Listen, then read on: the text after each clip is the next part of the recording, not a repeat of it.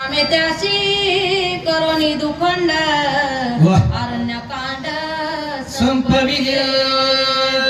काय झालं या अरण्यकांडामध्ये? एक विराट नावाचा राक्षस होता. विराट, त्याची भीती राजा रावणाला होती. राजा रावणाने 8 सैनिक रामाला मारायला पाठविले.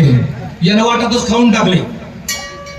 राम पुढे चलत होते, त्यांच्या मागे लक्ष्मणजी चलत होते आणि पाठीमाग आई साहेब चलत होत्या. त्याने पाठीमाग मागायला आई साहेबाला धरलं, उचललं.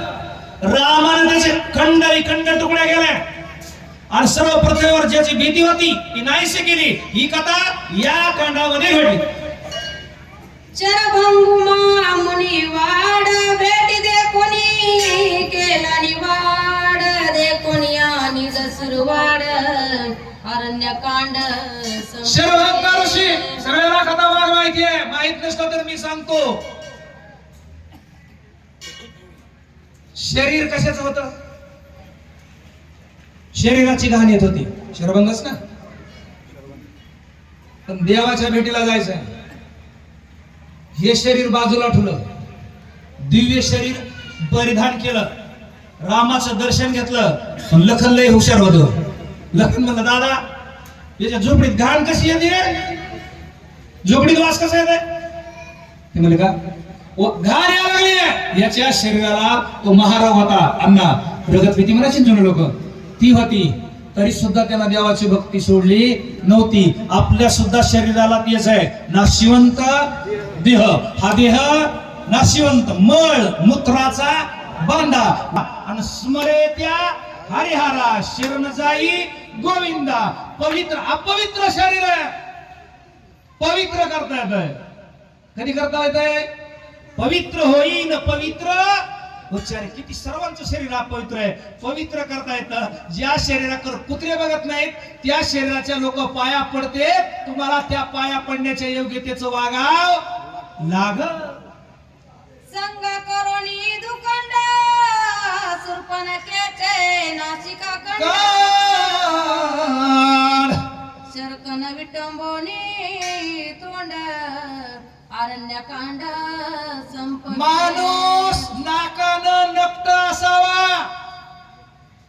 वागणुकीनं नकट नसावा, व्यवहारामध्ये माणूस नकट नसावा, बोलण्यामध्ये हलकट नसावा. नाक आपल्या हातात नाही, इथवर आणायचं का ठिजवर आणायचं? ही देवाघरची देण आहे. कुणाचं कमी असेल, कुणाचं जास्त असेल.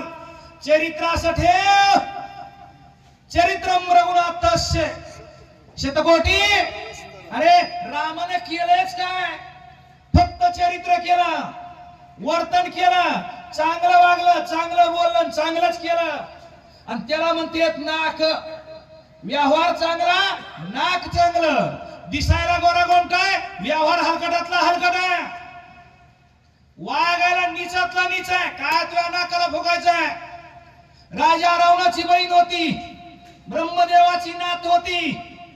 लक्ष्मणाकडे आली, कुकू नसून कुकू येऊन आली. म्हणली मला वाटतंय, नाही सांगत. वागणूक बदलली.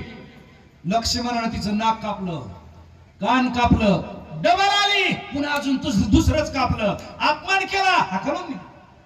पंचवटी रण विकंड करदूषणाचे दोन्ही मुंड त्रिशिराचे टेचोनी अरण्यकांड संपविले. संगत मत करना. बघा माय बापू, संगत कधी वाईटाची करायची पडेल. बरी खुशामत शहण्याची, पण मूर्खाची ती मैत्री नको.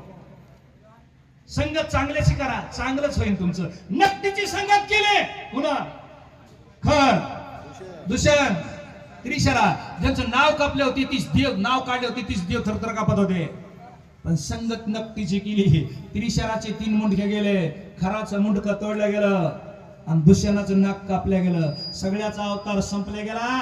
माय बापू, जीवनात फक्त संताची संगत करा. अर्धा क्षण घडता संताची संगती तेने होय शांती. महत बापा संत संग देई, संत संग देई अनंत प्रवाही अनेक प्रवाही घालू नको, चांगल्याची संगत करा, नाहीतर देखनाच्या संगे हिरा जो भंगाला, कुसंगे नाडीला साधू जैसा. लय उंच कुळात जन्माला आला, नालायकाची संगत केली, तुझ्यावर सुद्धा लोक पान खाऊन थुकल्याशिवाय राहणार नाही. माया मृगा चढिता द्रढ कपटी मारीच मारिला सुदृढ शाबास. जाणूनी भविष्याचे या वार महाराज. अरण्यकांड संपविले